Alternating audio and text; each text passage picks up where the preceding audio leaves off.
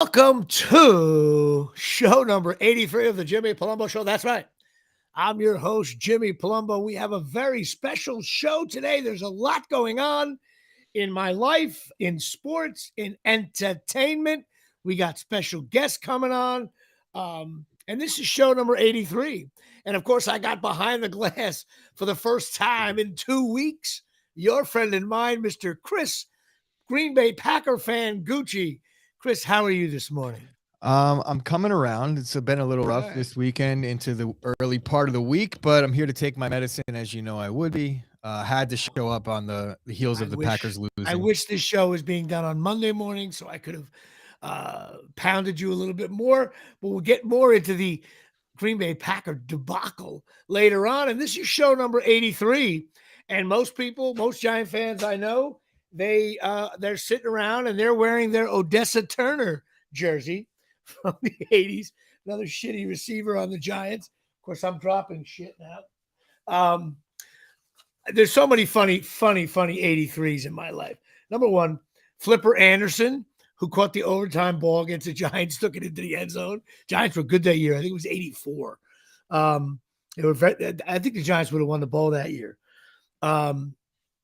And no, excuse me, it was 88. It was after we won it. My brother's going to kill me. I screw up the years all the time.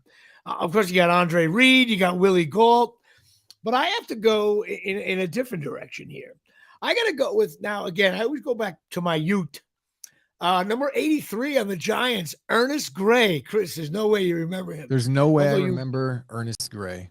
He was a favorite target of early Phil Simms. He caught a lot of deep balls, a lot of touchdown passes. Like one year, the Giants, I feel like the Giants never scored, and he caught 10 TDs, which to me makes him like a modern day Devontae Adams. But he dropped a lot of balls, and he also went a lot not getting open at all. But he was, it's the classic Bob Shepard, Simms to Gray, first down. I must have heard that like a lot of times when I was younger. But I could go with him. I wanted to give him a special shout out. He played 6 years with the Giants. But you know what? Listen, Chris, and this relates to you big time. Colonia High School, class of 1983. Your friend and mine, Jimmy Palumbo, class of 83. I mean, how could I not mention Colonia High School? Near and dear to my heart. Class of 83. I mean, look, I graduated there in 83, went to Rutgers.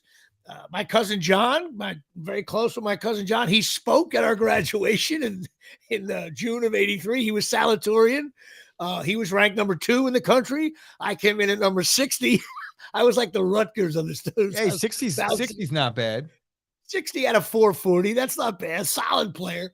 I'm the Brett Gardner of podcasting. I'm the Brett Gardner of, Colonia graduate. I remember like we were sitting, my cousin John was getting ready to speak, and people were like, oh, Jimmy, you should go up there. When we were sitting down, I'm like, dude, he never got an A in his whole life. Just like, it's my cousin John. He's more popular than I am. He looks like Matt Dillon. The girls were loving him. And I was in the background, I was batting like 280, hitting choppers that get through. 280. Play all position. 280 now. If you were 280 now, you'd be making 400 forget million. It now. You kidding me? 400 million. Forget it. I'd be like Aaron Judge. But yeah, I have a lot of old friends. I mean, my cousin John was salutatorian. He's very successful now, so that's cool. Me and him were the same year. I have my good friend Devad Neb, otherwise known as Dave Ben. Some of my old friends, I actually know their name backwards. This is going to be the stupid. My friend Dave Ben is going to drive off the road because he's Devad Neb. My buddy Durf Snave, which is Fred Evans, and the best one of all time, my friend Kurtap Oikalak, or Patrick Colicchio, who is a pharmacist in Westfield. How I know this 40 years later is mind-boggling. Durf Snave, Fred Evans, he's a military guy, flies airplanes for the military, just retired. I got to give a shout out to Mr. Kuchek, the vice principal and principal there, my mentor, great guy. Some teachers I just loved, Miss Kiak, Mr. Clark, my friend Robin's mom, Mrs. Achani. I don't know what her married name is. We knew her as Robin's mother, and a bunch of other people, and plus the Colonia football team. was, I think they were 8-2 that year, and they were 8-0, and the game was televised against JP Stevens. Sadly, we got smoked. A lot of teachers have died, unfortunately, at a younger age, and we covered this with this possible cancer link, but we haven't heard much about that in a while. Especially a big shout out to Stu Jago, a Hall of Fame coach at a Colonia girls softball team and Colonia football team. He just passed away a couple months ago. Very sad about that at a young age, 67. And right now, Colonia is 6-1 with a big game against Summit this weekend. I did my research, Chris. So class of 83, Jimmy Palumbo, and a little shout out to Ernest Gray. Who do you got, Chris? I have an interesting one. I have two guys as well this time, and it's very rare that I'm bringing two to the table, but I did a little bit of a deep dive on the numbers for the Packers number 83, and I saw something interesting. First, I'm going to get to the first one. Terry Glenn, RIP Terry Glenn. He ended up passing away very recently in a car accident, but he joined the Packers at a decent time where he actually put up crazy numbers and helped us on a playoff run. We did get beat in that postseason, but the guy that I wanted to really talk about is number 83 on the Packers now. He's on the practice squad, but he does have a jersey for sale at NFL Pro Shop, and it is Samori Toure, brother or cousin, I'm not sure, of Rutgers linebacker Mo Toure. Kamiko. Oh, Mo Toure. I'm thinking, okay. So his cousin or brother, I think it's his cousin actually, but Samori Toure played receiver at Nebraska, and now he's on the Packers. So I'm going to try and use the NIL connection and hopefully get some tickets. NIL, get some tickets for a little action, and that's your Packers. So it's Samori Toure and Flynn, who passed away. All right, and Terry class Glenn, of 83 Terry Glenn. And Terry Glenn and class of 83 and Ernest Gray. That's it. So listen, welcome to the Jimmy Palumbo Show. That's our little opening. We just have fun with jerseys. We really only have about 16 weeks left of this, Chris, because this segment will die probably with Aaron Judge at 99, unless I elect to not go. Well, I could go with Gretzky or Judge. But listen, I don't know.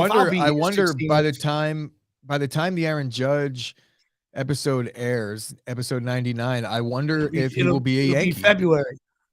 That's true. And if Aaron Judge doesn't go to the Yankees, then I'll use him.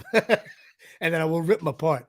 But listen, I need all my favorite fans and friends. Go to Patreon, Instagram, TikTok. Please sign up for all this stuff. I think I posted a video for me from the Rutgers game the other day. I'm not sure. My social media person's right in the room. I didn't see it because I can't find it when she posts. I hire social media people, and they post stuff, and I can't find it. You have to be that's my new show. Instead of like Law and Order, SVU, it's called like social media SVU or Navy NCIS social media, where you post stuff and you can't find it, and Columbo has to figure out where the post is. What do you think of that, Chris? Because when Dave used to do my post, it was the same way. I was like, Dave, did you post anything? I'm not a fan of the idea, based on the fact that I feel like I'm going to have a pivotal role in that show, and it's going to be getting the phone call and say, hey, could you see this post? And I'm going to be having these extra side gigs unbeknownst to me at a moment's notice, which we all love that.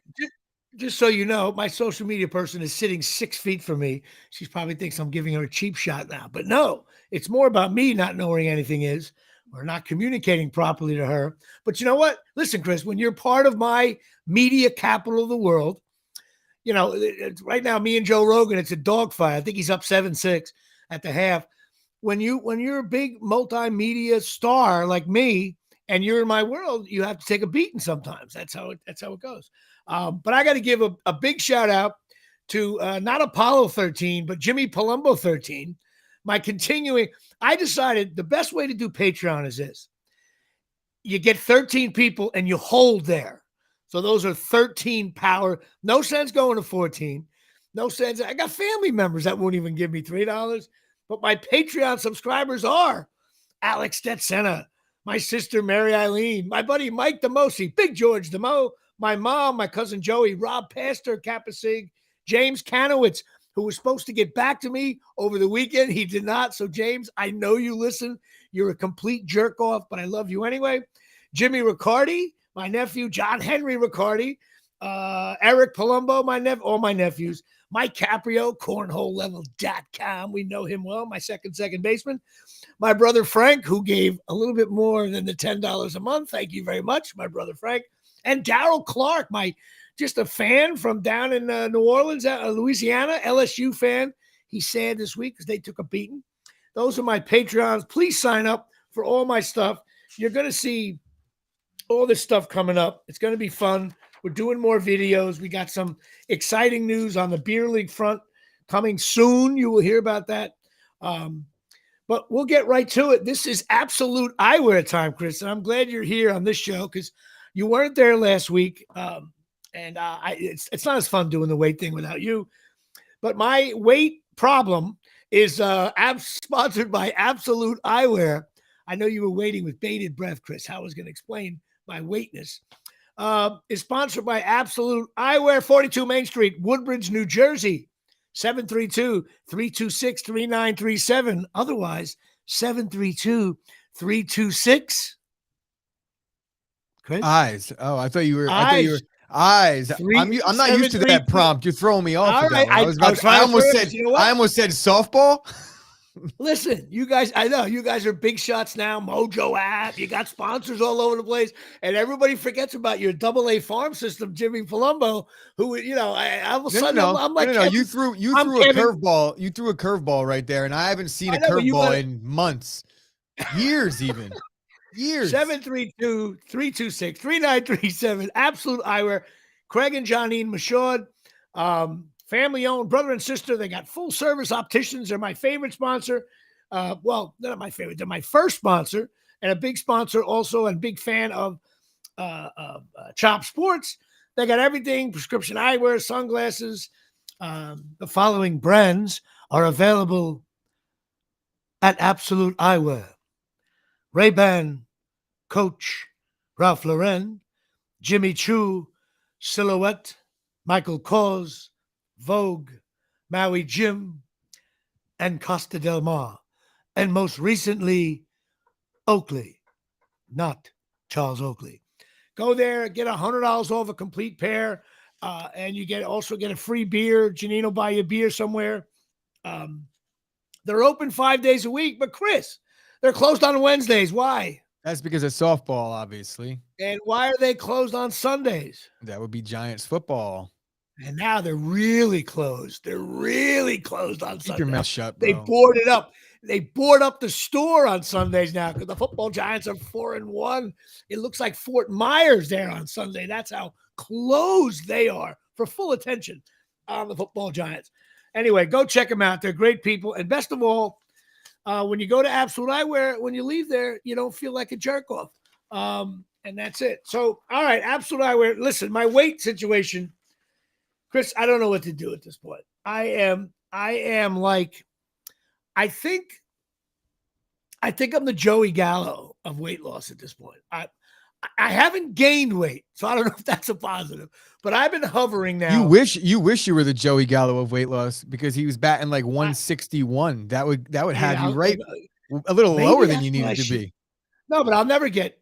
Listen, I was going to put my weight at Yankee averages. I can't lose 60 pounds.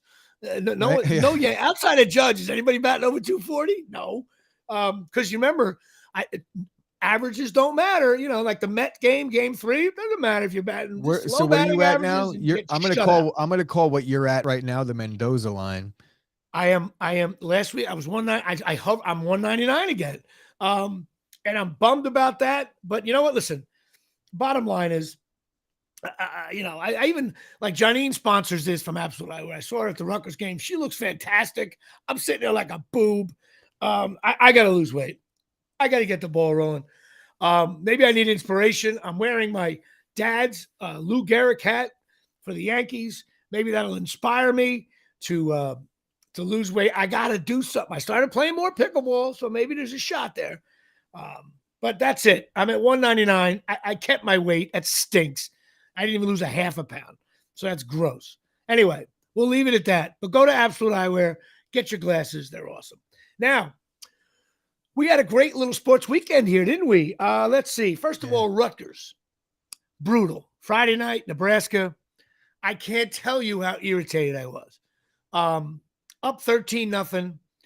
In control. Completely, getting it done, I thought. And then you lose 14-13. I'm so sad. I was so bummed for a million reasons. Number one, I brought my daughter to the game. None of her friends, just me and her.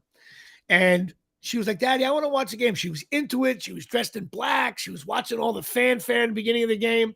My daughter's never seen Rutgers win. That's unbelievable. she never sees them win, but I mean, there's it's a lot not of that fans. unbelievable. But it's unbelievable to me. And she's into it now. I was so sad. My brother flew in from Greece, from Athens to Kennedy Airport, dropped his wife off in Seagirt, came all the way back up 13-0. We were feeling good about it.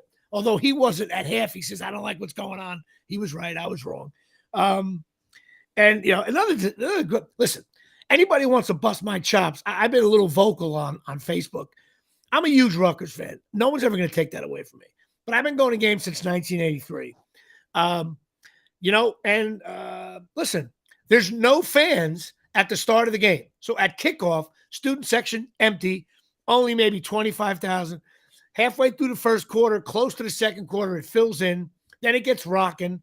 And then I don't understand this. Everybody's like, oh, usually we're down 38-0. And everybody leaves. That's fine. I get it. Chasing girls, drinking in the parking lot. I get it. It was 14-13 against Nebraska at home, and people left in the third quarter. Left. Student section was half empty. Adults were leaving. Only the old jerks like me, the people that are in between the 30 and 30-yard line, those sections. Upper deck, people left. But Nebraska fans stayed, and there was a ton of them there. And they came back and won. Our defense, I think, is very good now. I think we have a very good defense. I can say that. But it's a bad. The offenses are messed up. Their quarterbacks are hurt. And they fired their offensive coordinator, $1 million guy. So they got to give him $500,000 now. And they got to give him $1 million next year. So some donor wrote a check for $1 million, get rid of him. And Gleason, look, part of me says when only your first and second string quarterbacks are hurt, what do? Part of me says we should have run the ball to the kid Brown. We would have won the game. So listen, we don't score. We haven't scored in 3 or 4 years. You gotta fire someone. You can't fire the coach. Can't fire the players. Classic move by teams. It's been going on since the beginning of time. When things are going shitty, someone's got to go. And Wimsatt's going to enter the portal. I can almost guarantee that. You know what? That's fine because in the games he's played, he hasn't done much. So if he wants to go to I don't know if he'll go to the portal. He shouldn't have to. He needs a year. He hasn't done anything. Yeah, but anyway, I think not doing anything and sharing the job with 4 other guys that are also not doing anything. He's hurt, but he got hurt. He couldn't beat out an average quarterback, and then he got hurt. So what does he say? And he's not fast. He hasn't done anything. I don't know. I don't. If he transfers, fine. We'll get someone else in the portal to replace him. That's how I feel at this point. Listen, bottom line is our defense is good. You can look at it. The positive way is good defense. And the 2 games against Iowa and Nebraska were close. That's all I got. Let's get to the NFL. Football Giants are on the air. The Giants, I think, had the greatest Sunday morning afternoon ever since the Super Bowl. The Giants played a whole game. Offense, defense, special teams, coaching. The Giants for the first, I don't remember the last time the Giants got lucky on a special teams play that was a blunder where the fumble out of bounds. Sure.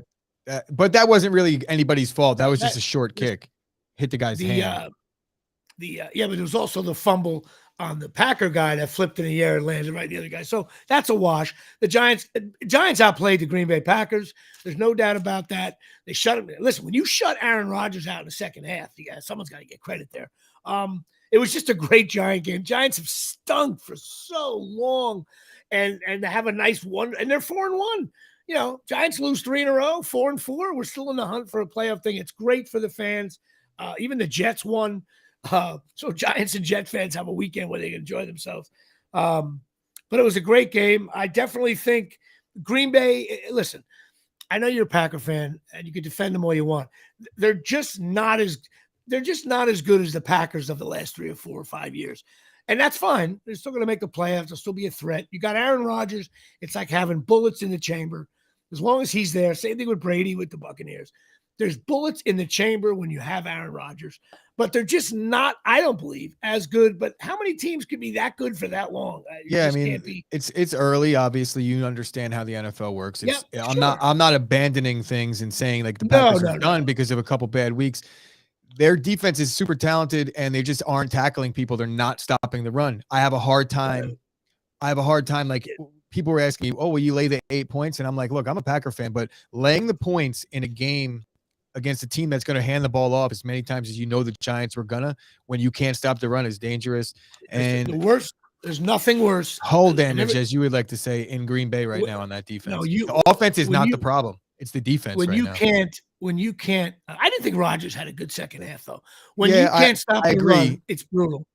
Rodgers didn't Can't have a stop the good run. second half, but I really think it came down to play calling. We got out coached in the second half, and I think there was a couple plays down the stretch where Rodgers, you want to blame the coach, but I feel like I do put it on Rodgers because he's allowed to do whatever he wants at the line of scrimmage, and I think a couple of those bat downs at the end, he grabbed his right shoulder Well, pad what are we in Pop Warner? As soon as he well, grabbed his shoulder, the Giants defense all pointed and he threw it right there. I was like, I don't think even the rookie the move. pass that got the pass that got batted to end the game. That receiver was blanketed, and that pass was going out of bounds. It would not have That's been the play I'm complete. talking about. Rodgers is Yeah, standing, doing his cadence. He like went like this with his right shoulder, and it got the snap. Like he pretty much said, "Hey, I'm throwing it over here," and yeah. he did. It was bad play. And it was bad play, Black. But listen, Giants played great. Packers are the Packers. I'm just enjoying the Giants are 4-1. Their one loss is to the Cowboys, but we play them again, so that's cool. I think the Cowboys are a little bit of a house of cards, but I can't really. They're 4-1, so you got to give it to them. We'll be really quick. The Mets. The Mets had a great season. They got beat. And my only thing is like online, the Met fans, guys, you got to lay off comparing yourselves to the Yankees. It just doesn't like it's like it would be like me right now comparing the Giants to the Cowboys. That's nothing to do with the Giants. We have to do our thing. Cowboys are the Cowboys, Packers are the Packers. And the bottom line is the Mets were talking a whole Met fans. Oh, well, look at us. And they shit the bed. You didn't win a division. And then you got stuck in the shitty wild card, 3 games at home, and you got beat 2 games out of 3. But the Mets have a good season. I think they got a good core. They got a good manager. People are going to start talking about Buck Showalter's playoff record, but that's not really fair. I'm hearing this loud knocking. Are you hearing that? Yeah, it sounds like there's somebody in your apartment. Someone's trying to knock on my door, which is nothing I could do about. You know what they're doing? They're installing carpet next door. So, and live from my studios in downtown Mahwah, I have carpet going in. So we're going to hear this knock the whole time. So if that throws anybody off, God bless America. I wonder what the Mets are going to do about DeGrom. He's a free agent. I would let him go. There's nothing I could do there. All right. Well, listen, the biggest news coming up, Yankees playoffs. I've decided to take a 1996 approach to this year's playoffs. I've been saying all year, I don't think the Yankees are set up to win a series. I just don't. And I don't think they're set up to beat, if they win this round, Astros are tough at home. And we're going to hear more about that in a minute. And Seattle, that place is nuts. I think Seattle's going to go to the World Series. That's my prediction. The crowd goes nuts there. And I can't believe they're installing carpet next door. We got to hear this the whole time. It's going to drive me nuts. But Yankees, man, I'm going to sit back like 1996 and enjoy each game. I hope the Yankees win. I think their lineup is flawed. I think their pitching staff is flawed. They have no closer. Their bullpen is a mess. Everything's a mess. Everybody's batting 225. The only guy hitting is Judge. And there's only one savior. His name is Giancarlo. If only Giancarlo can lead them to the promised land. He's like Joshua and Moses there. They're not going to pitch to Judge, and hopefully Stanton will hit. If he doesn't, you're not going to, I don't know. So I'm just going to enjoy each game. I don't, my prediction is that Yankees will lose in 5, but I think whoever wins game 1 will be critical. And that's that. Now it's time for, and we have a special guest coming up in just a minute. but it's time for your friend and mine, our stinks list for the NFL, which I should have did when we were talking about the NFL. All right, you ready, Chris? Not really, because I have a bad feeling about it, but well, let's go see. ahead. Stinks list. All right. Buffalo Bills, good. Jets, good. Had to give the Jets a good for the first time ever. Dolphins, stink. Patriots, average. Browns and Ravens, average. Bengals and Steelers, stink. Steelers are approaching double stink. Titans and Colts, average. Jacksonville and the Texans, average. Kansas City, good. Chargers, good. Broncos and Raiders, stink. Now, here's the big news for my stinks list. Those of you scoring at home, I know a lot of you have your pen and paper out right now. Bated breath here. The NFC East, the Philadelphia Eagles, very good. The Dallas Cowboys, very good. And for the first time of the stinks list, a New York Giants get the VG, very good. Temporary basis. That's the disclaimer. If you look at the Giants right now, their movement on the they're up and down, because I think the last show that I was on 2 weeks ago, they were on the stinks list, and they even made the double stinks. So I got the Washington Commanders. They stink. And the rest of it is simple. Vikings are good. The Packers I have is average, 3-2. Got it. I thought the Packers looked average on Sunday. Chicago Bears stink. The Lions stink. Tampa Bay average. The Saints average. Falcons and Panthers stink. San Francisco 49ers average. And that whole NFC West, which everybody thinks is the greatest thing ever, Rams stink. Cardinals stink. Seahawks stink. So that's it. 15 stinks, 9 averages, 5 goods, and 3 very goods, all from the NFC East. And I think the Chiefs aren't that good either. I think the Chiefs and Packers are headed for the same kind of season. They'll make the playoffs, but they are very, very not as good as they used to be. So, listen, Chris, we have a very special guest, okay? And I'm going to bring him in right now on my as they do carpeting next door. It sounds like bodies are being dropped. Let me get him in here. All right, I think he's on. Ladies and gentlemen, an old friend actor of mine who I've known for 5,000 years. Ladies and gentlemen, welcome to the show, Louis Martini Jr. Louis, how you doing, buddy?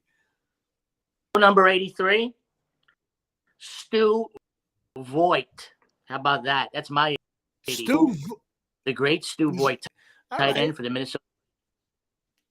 Caught a lot of big Packers, buddy. All right. Well, I love that you hopped in with Vikings your 83. Astros fan. That's a tough situation for me.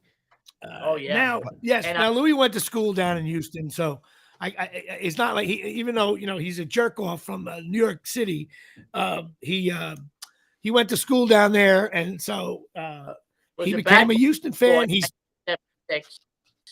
was a bad boy for them, which is pathetic. Because I hate the Astros. But listen, one thing about Louis, though, Louis not a cheater.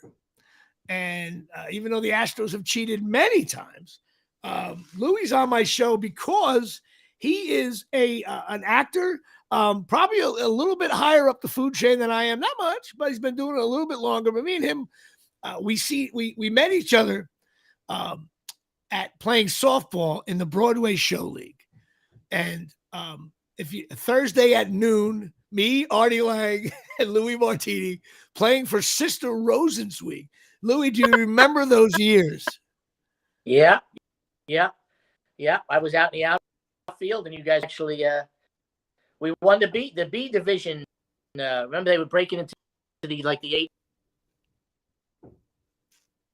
And he's gone. Where did Louis go? Seems like we're having connection issues, folks. Bear with us. Here. So I don't. Well, listen.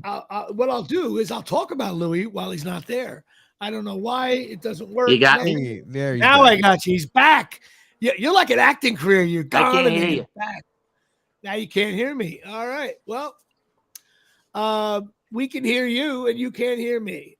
Technical difficulties. Running wild. I don't know what to tell you, Louis. It's on you. I hear Chris fine. I don't know why I can't hear you. I hear you. You're moving shit around. I can hear you. Okay. I can't hear you. Chris, can you hear me? I can hear you. If you Google shitty podcasting right now, it's me talking to Chris with Louis and his shitty setup.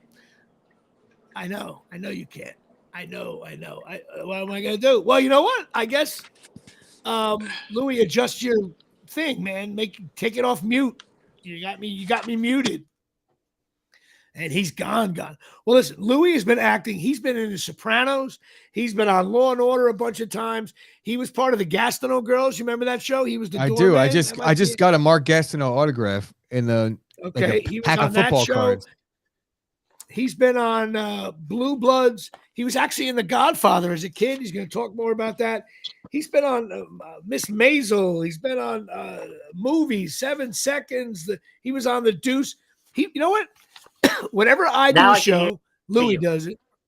There you go. You're back. I'm just talking about your resume. Louis, you 5 minutes I missed. You realize every time you do a show, I end up doing it, or every time I do a show, you end up booking like another. It's so funny. But never together. Never together. I know. It's great. All we do is play softball. And getting back to the softball with Artie Lang. Remember, it was the Giuliani era, and the guy would come around. Chris, I've told you this. This guy would come around with beers in bags, 16-ounce buds, and no one really drank because it was noon, except for me and Artie. They were the coldest beverages. Yeah.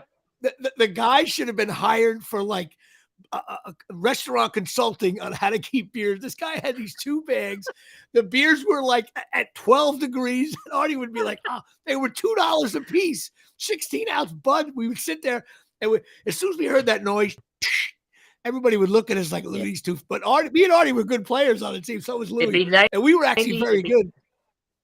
It'd be 98 degrees with 100. These guys are drinking like 8-degree temperature beers on a hot Thursday afternoon. We're like, you're out. I'd have like I said, we got the trophy. Hey, listen. We brought the trophy home. Yeah, we got the trophy. We had that girl pitching. Remember, she was tough. Yeah. I forget her name. I still get calls. Me and Louis, who's the other guy? Rick Pasqualone, Ricky, and Rick Pasqualone. Lou. Rick Pasqualone. Jimmy Vitale, first base, the big slugger. Jimmy Vitale. We had a bunch of guineas. It was great. Squad. Yeah. So let's get to your career. After the game. Oh, back in the day, we go to Mick Park out there. It was the best thing. It was one of the top, most fun playing in Central Park at noon on a Thursday. And I was booking gigs back then, doing a lot of voiceovers and stuff. So, Louis, let's get to your career. Now, you're a little bit like me. I've been on Law and Order 6 times. You've done it 8 times. But I want to ask you a question. 17 episodes of The Family. Of what show? And now I actually have a counselor of Law and Order. It's not what it's only on the main one. Yeah, I'm looking at your IMDb as well. Anyway, you've been on a bunch of those shows. Let me ask you this though: what was your first booking? Where not? I know you're going to talk about some of your early stuff when you were a kid. Like, what was your first? Like, my first booking was Spin City, where I had an agent. I got the audition. I went in. I had lines. And what was your first like booking?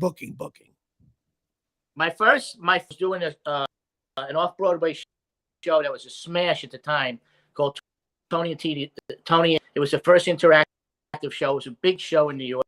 I was blessed to get cast in that. So you were in the original cast of Tony and Tina's Wedding? Production of Tony and Tina's Wedding. Yep. Wow, 89 to 89. How could I not? I thought you did regional. I didn't know you did the first one. That's awesome. No, I was in the original cast. I played different roles. Yeah, I played 3 times. But to this day, I can't eat baked ziti because I eat baked ziti 8 times a week. I can't look at a plate of baked ziti. If you had to eat the food that was put in front of you. That's the best Curb Your Enthusiasm episode. Maybe top 3 is the Club Soda and Salt episode where they use Tony and Tina's Wedding. Larry's in the bathroom. That's such a good episode. That's a great one. You're a great one. So why? So I'm actually the only that did the show that did the really, really bad movie with Mila Kunis and Joey McIntyre somewhere, but it's really a bad movie. The Tony and Tina's Wedding movie. They destroyed it. Does Tony and Tina's Wedding still tour now? Yeah, they still tour. Yeah. And they'll have some revival shows. Yeah, absolutely. Mm-hmm. If they did a revival in New York, would you do it? Probably not. like I said, I've had enough ZD for a lifetime. All right. Well, what was your first like TV booking? You know, as an adult. First TV booking was a Law and Order, the original Law and Order. It was season 2 of Law and Order. And when I got the role, we were supposed to be recurring, same 4 or 5 precinct cops, and it just turned out to be a one shot deal.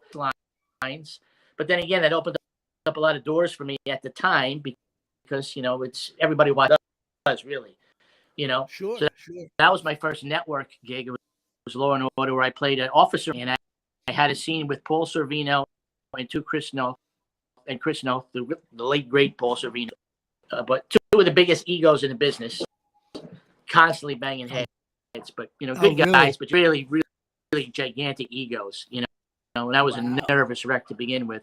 I would have been. But it all worked. Listen, but my first now one I was Spin City on SVU. Yeah. Are you officially recurring on that? Is that an official? Yeah. Thing? As a matter That's of fact, awesome. even when I'm not on the show, the has my name in it, which is pretty cool. And I haven't been on this season yet, and my name is still on the press release. The name's on the show. That's huge. Good for you. Yeah. Now fill us in a little bit. I know I've heard the story a few different times. Your situation with The Godfather?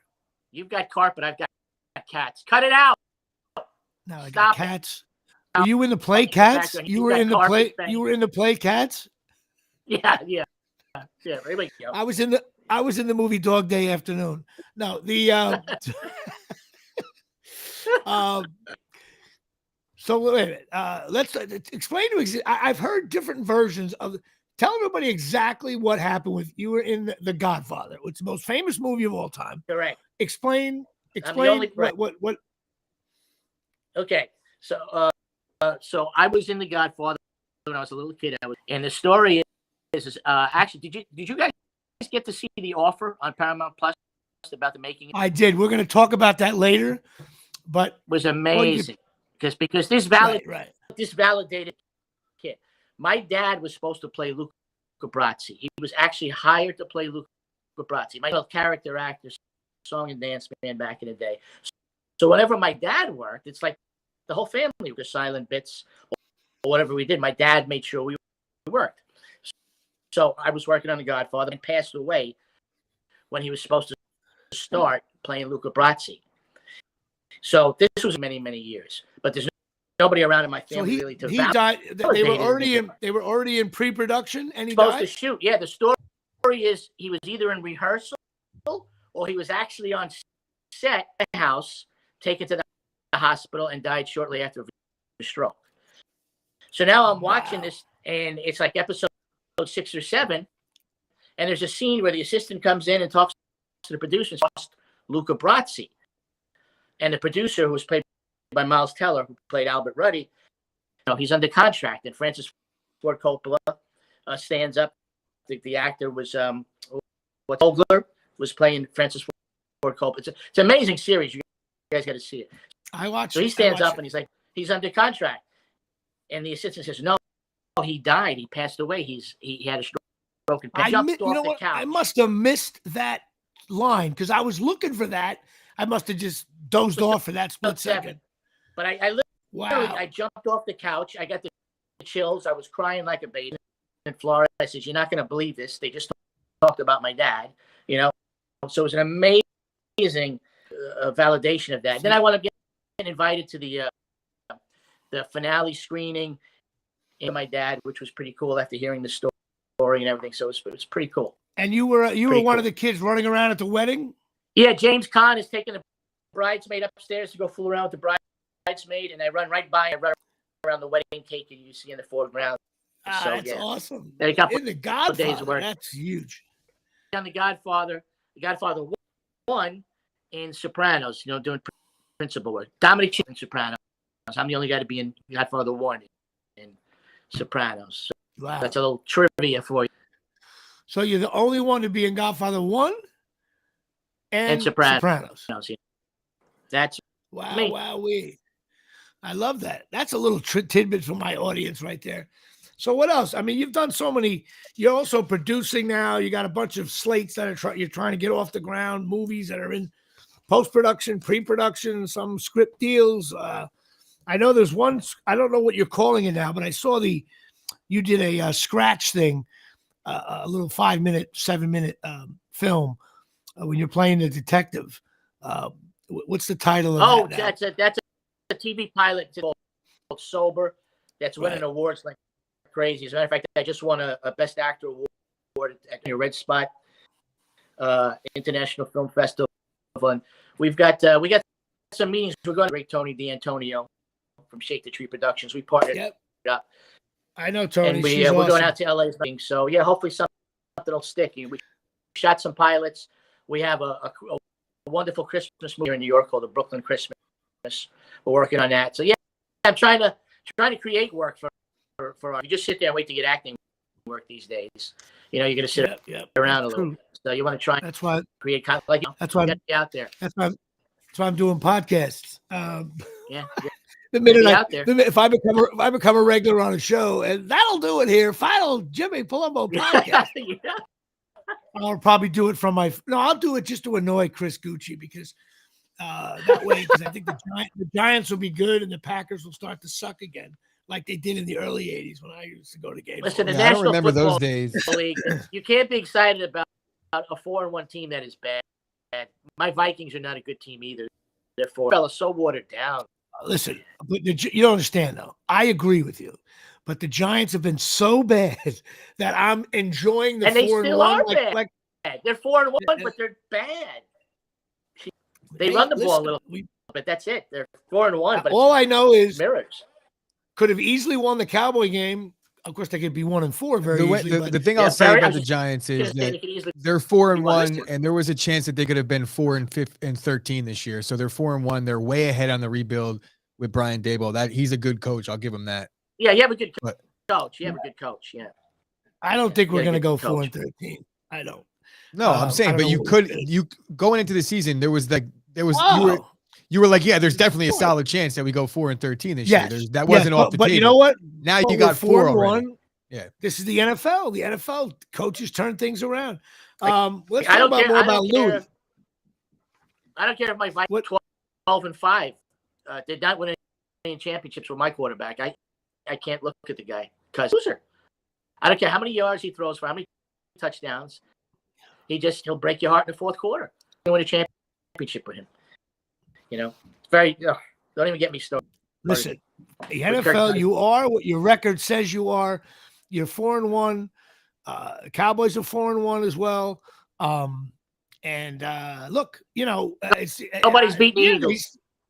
Nobody's beating the Eagles in the NFC. They're the best team, top to bottom. Yeah, I think Eagles are playing well. There's no question. But listen, I'm thrilled to death. You got to forget about the Mannings and the LT era. The Giants are 4-1. I'm enjoying. I actually watched an entire Giant game. First time ever. I didn't watch the Red Zone on a Sunday. I had no reason to. What am I going to watch? One of those shitty games, a Raven game or something? Who cares about that? Giants won. I'm all excited. For years, I should have invested in the Red Zone. That's all I watched. I would watch the Giant game through Red Zone to see if they cut in when they're inside the 20, which they never cut in. But anyway, let's see. So what else about you? You got what have you worked on very recently? I know you were since we have a little bit of a sports crowd, you worked on Gastineau Girls, which blows me away. That was a big deal for you at the time. You were funny on that show. I had Sopranos. I had Sopranos on TV at the same time. So that was pretty well. That was awesome. Gastineau Girls every Tuesday night hosting that thing. It was on E. And for people that show was, to me, that show was ahead of its time. It was. I was the doorman that hosted the show, and it was about these two socialites, Mark Gastineau. It ran for a year. Have you heard? Successfully with them. No. With them is when they. What are they up to now? Second season. Those girls must be in their 40s now. How old are those girls? That was a while back. Oh, the wife has got to be in the 60s. Lisa's got to be in her 60s, and Brittany's got to be in her 40s probably. But Brittany is very good friends with the Kardashians. On one of those Kardashian shows. Oh, she's in that. But one. I told that's cool. They brought in a new director guy from England, and he wanted to make it more like a sitcom, and they let me go. And I told him, I says, listen, you're making it. I says, look at the write-ups in the post and everything like that. People love me on the show. Your show will not hit the mark that it did in its first season. And 2 weeks in, season 2, off the air. Told him, I said, you're making a mistake. Because I was making light of the girls. Louis Martini. I was making. I probably auditioned for that role because I know I'm a 5-time doorman. I always play doorman. When the role says Bill Doorman, I'm like, oh, Palumbo's got a shot. He's one inside scene, the 5 lines. Yeah, one scene, 3 lines, scale plus 10. That's it. That's it, baby. Boom. Collect your pension, baby. God bless America. Palumbo for 3's got it. 2 for 3 from the floor, 7 points. Final score. Jimmy Palumbo 89. His career 86. We'll be right back. Let's talk about The Sopranos. You were very good in that show. The difference on The Sopranos, I thought, for you, you were playing. You actually were showing talent in terms of you weren't the regular Italian detective jerk off that you could do in your sleep as you and I booked those kind of roles. You had to play a much more calmer, much more reserved kind of guy. I thought you were great on that show. Thank you. Eyeglass guy, I guess, whatever you want to call it. So you should be sponsoring Absolute Eyewear, my eyeglass thing. But how was that to work with Gandolfini and all those guys? Again, it was an amazing. When I got the call that I booked the job, I had auditioned for the show 13 times, and the last thing that I was up for, I was supposedly up. It was between me and Ray Abruzzo's role, and Ray got that role and did wonderful work as Ray always does. And I did 5 episodes, and the amazing thing about that show is people will come up to me to this day and say my lines to me. Like I had a really memorable scene that people love is when I went to one of my prison visits and I was trying to talk in code with him because I was Johnny Sack and James Gandolfini, Tony Soprano. I would go back and forth. All my scenes were with them. And people, hey, you got the coffee with the chicory? I'm like, you're out of your mind. Get away from me. You're a sick dude. That's great. But that's great, though. It's great. So it was, and Jimmy, you're talking about the most generous, very, very sad. Nobody like Jimmy as far as generosity and kindness goes. Great. Yeah. Plus, he was a big Rutgers guy. Just a sad death. Mm-hmm. It's one of those shitty deaths. It's like, he can't die. Tony Soprano can't die. And I loved some of his later movies, The Drop, and the one he did with Drop is a great Seinfeld movie.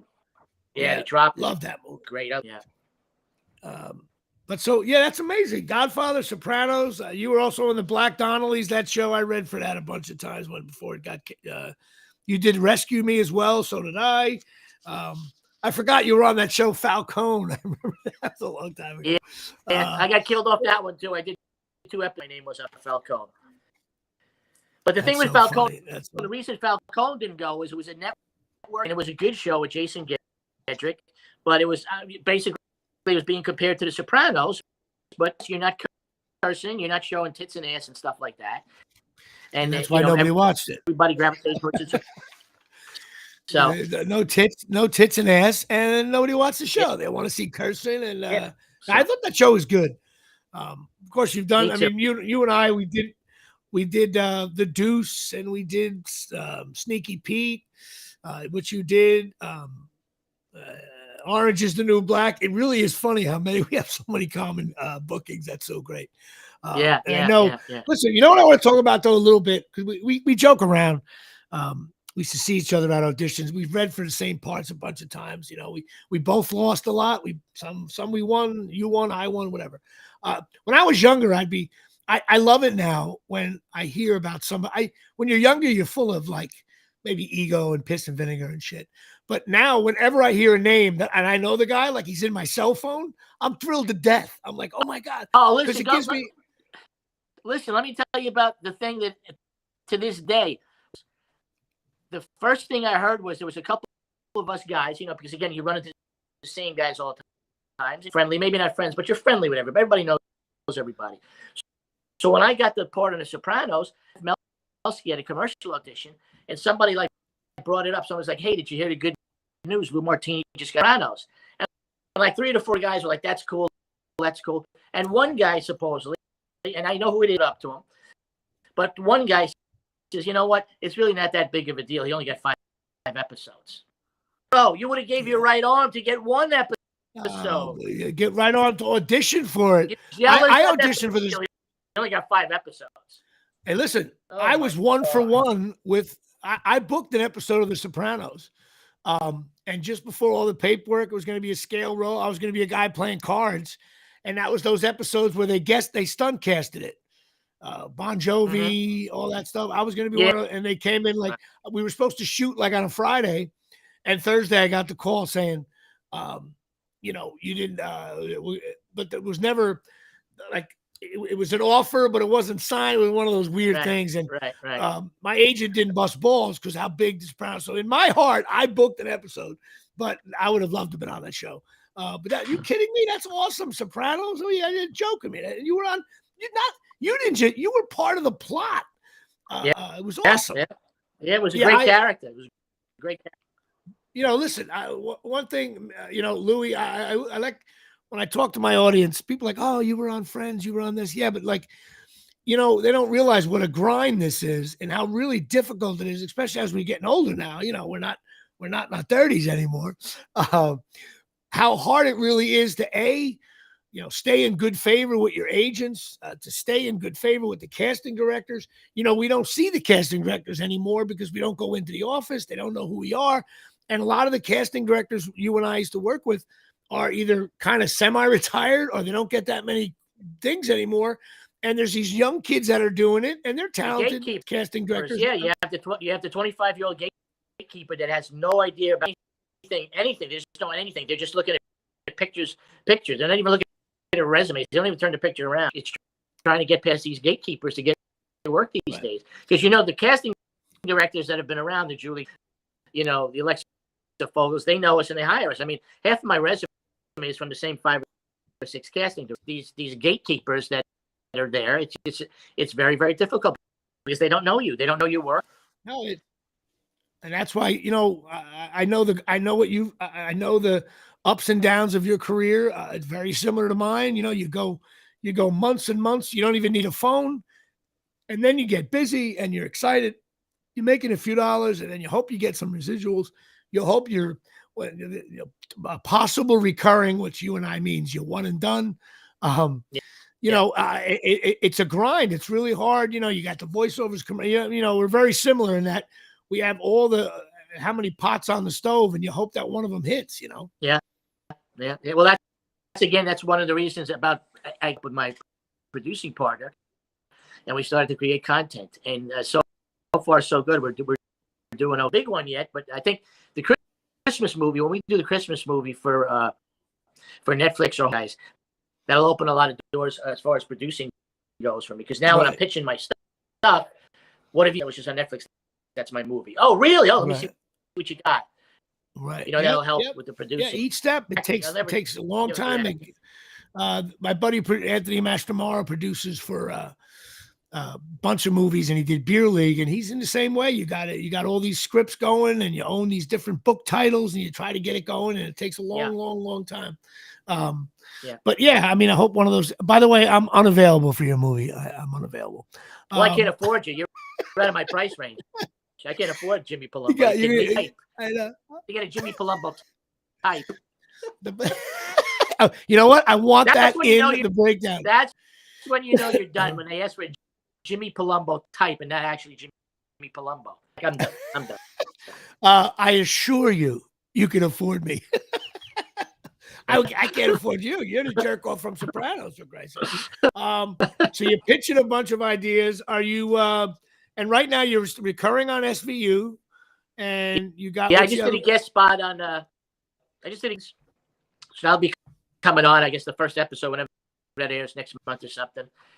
All right. I did. That was a really nice set. She was very nice. Aquafina, very nice. She directed the episode too, so that was fun. Well, that's cool. Well, listen. And now I'm pumped up for 3:30 today. My Astros 3:37. And I'm gonna keep you on the show here because it's time for a quick read for our sponsor, Pine Tar Bar and Grill. Go see. Tommy Plinio down at 121 South Main Street, Forked River, New Jersey, 609-489-4286. Louis, I know you have a house down that way. I If know you ever that want to place. go, I'm in Tom's River. I know that. you got to go. If you go there, ask for Tommy. All right. Okay? Yes, absolutely. Say I'm good friends with Jimmy Palumbo. And you got to say he says I get a free beer shot or something. He'll give it to you. All right. You know, but it's one of the best sports bars you'll ever see. TVs all over the place. They got good food too. They got a nice kitchen. He's got a really nice chef back there. Football games, karaoke, indoor, outdoor. I guess it'll be getting chillier now. There'll be more indoors, but you got to check it out. Pine Tar Bar and Grill. And Tommy sponsors the nonsense part of my show to close it out. I'm trying to get my car fixed. Louis, my car, the brake lights are going out, my headlights are going out, my trunk light went out. It's like an electrical thing, an overload. I'm losing my mind. I brought it down to this guy. Was supposed to be done yesterday. I had meetings set up yesterday. That went to shit.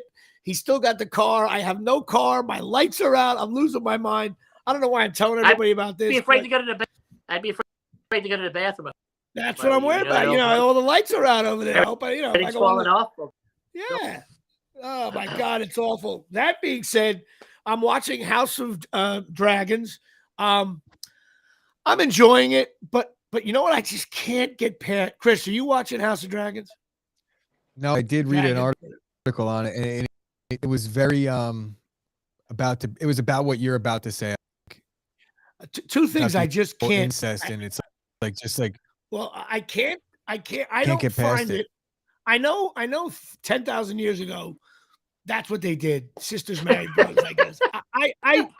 I just don't. Number one, they time skip and they switch actors, and they're always using Aegon, Arion, Syrian, Meryrian, Galerian, Severian, Caberian, and they whisper. It's always very low. It's always like he's gonna sit. He's gonna hear you now. You don't know what the fuck they're talking about. What family they're talking about. You don't know the names. You don't know the actor. As Chris just leaves our show.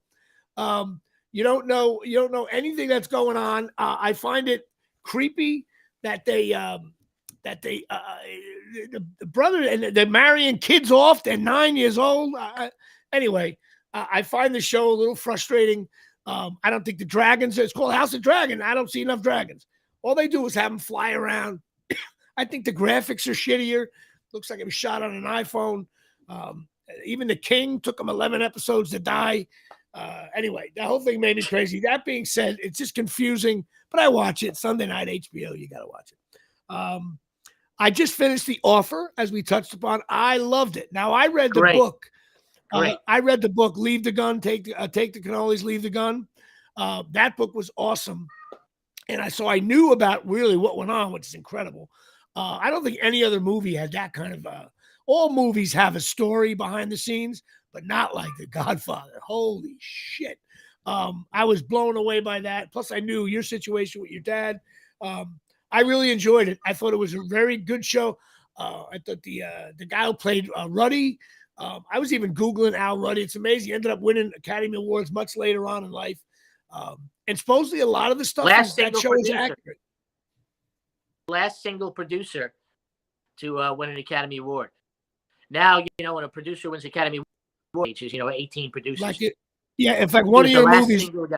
If one of your movies wins the Academy Award, I'll probably be on stage just hanging out on the sideline. Yeah, you probably will. You probably will. Security will quickly remove you. Or Tony, your partner, will say, "What's Palumbo doing here? He sucks." Another show that I really got into. Have you watched Afterlife with Ricky Gervais? No, I'm familiar with it, but I haven't watched. I love Ricky. Show. Ricky's amazing. It's a great show. You got to check it out. And I'll tell you, the last 2 episodes, I don't know why. Maybe I was, sitting there drinking a glass of Cabernet in my apartment here, sitting on a couch. It was a very emotional ending. I thought the ending was beautiful. It had different meanings for different people. It was happy yet sad. He showed such a unique character thing. I just absolutely loved the way that show ended. Go check out that show. Have you ever seen the show Extras that he did? Mm-hmm. Yeah. That's another. Matter of fact, I had an idea. I had an idea for a television show about extras back in the day that didn't Right. go, but we had an idea. Let's see some. But I just got Well, finished.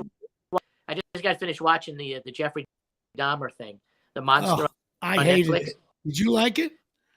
I Louis, why did you watch that? Why I watched two or three episodes. I'm interested. I know it was very, very slow, but the more I It's dark. watched it, It's the more about I did evil enjoy people. It is. But it happened, man. It happened. It happened. I don't know. I would rather. To me, it was just. It was well done, well acted, all that well and good. But it was just what a. I see your point. I don't know. Because like sometimes I can't watch Law and Order SVU anymore because some of the storylines. I don't want to deal with that in my head. I want it in my head. Yeah. Remember Jodie Foster? I don't know if she won an Academy Award. She might nominate the movie where she gets gang raped and abused. Remember that movie? Yeah. The Accused. Movie like that, it's like, it's made that movie. I don't understand. I guess it just. I know it was very depressing, very sad, very upsetting. I don't see the redeeming value in it. I don't know, but I can understand what the thing is. But its history it was very, very interesting to me because, like I said, I love true crime, true detective stuff. I watch a lot of that Discovery ID. Oh, Discovery ID. Police 7. My sister's killer, my father's brother's killer, and all that kind of stuff. I don't know. Maybe I'm getting older. I just want things that are a little. I don't mind, unhappy themes, but I found that show was just eating bodies, throwing them in cans and acid. What the? I couldn't deal with it. Maybe, but it wasn't gory, Jimmy. It wasn't gory. No, but it was like, but it wasn't gory. But it was like, what are you doing? But it was dark. It was dark. It was dark. It was oh God. Anyway, I got some big stand-up shows coming up. I am going to be at the Comedy Cove in Springfield, New Jersey on October 21st, Friday night, and October 22nd. I will be headlining for the first time at the Comedy Cove, a regular comedy club. It's a cool venue. Come and say hello to me and Gene and his daughter. They're down there. He's a longtime comedy owner and producer. And I need my peeps there. I gotta show Gene the love that I can bring some fannies in the seats. That's what it's all about. Again, it's at 595 Morris Avenue in Springfield. And the phone number is 973-376-3840. For tickets, go online. I'm going to be posting a lot. You're going to be inundated with Comedy Cove, Jimmy Palumbo. And I want to give a special thanks to Louis Martini coming in here last minute. Called him yesterday. Hey, can I give a quick plug? Because I got a show coming up. Sure. Okay, yeah. We got a show. I'm emceeing a show from the Sopranos. He has a band called the Gangster Squad. They're a lot of fun. They do a lot of rock, stand-up comedians. We're going to be at the Cutting Room on Halloween night, October 31st. It's a hot party with live music, stand-up. I'll be emceeing the show. So all the information is online first. I will. October 31st. What day is that? I believe it's a Monday night. Oh, maybe I'll get off. I work on Monday nights, but you know what? Maybe I'll switch with somebody. I'll come in and check that out. So that's it. Yeah, at the Cutting Room, October 31st. Go see Louis Martini and what's the name of it? Vinny Pastore's Gangster Squad. Okay. Yep. I know Vinny very well. He's another guy who's a big pussy and plus. Yeah. We always see him. I'm sure Gary Pastore will be there and all those clowns. And we get together, we bust balls and we eat prosciutto and gabagool, and that's how it goes. Yeah. But listen, Louis, thanks for being on the show. That concludes our show. I love you, buddy. I can't say go Astros, but I wish you well in your playoff dream. And the Yankees will be on at 7:37 tonight. And oh God, number 4, Garrick, right there. See you in the ALCS, baby. We'll see you in the ALCS in our house. Maybe we'll watch a game together if they make it that far. Sorry, the buzzer just went off. Wait, I'm getting buzzed. Hold on, somebody's buzzing me. All right, buddy. Thanks so much. We'll see everybody. Love you, buddy. And I'll see you guys next week with a very special guest. That's it. Jimmy Palumbo, show number 83, signing off. Love you.